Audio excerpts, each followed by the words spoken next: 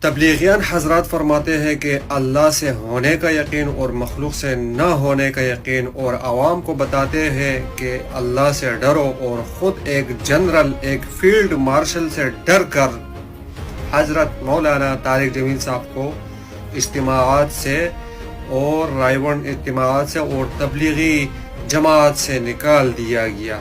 کیوں اور کس وجہ سے؟ کہ وہ عمران خان کی سپورٹ کرتے ہیں اور حق اور سچ کے ساتھ کھڑے ہوتے ہیں۔ یہی ہے ہماری ایمانی جذبہ، یہی ہے ہمارے ایمان، یہی ہے ہمارے تبلیغ، یہی ہے ہمارے مولوی، یہی ہے ہمارے ایک ہی تبلیغ کا ادارہ بچا تھا پاکستان میں، وہ بھی استعمال کر لیا گیا، وہ بھی گندا کر دیا گیا ان غلیظوں نے، ان حرام خوروں نے۔ ایک ہی اللہ کے ساتھ جوڑنے کا جو راستہ تھا پاکستان میں وہ تبلیغ تھا۔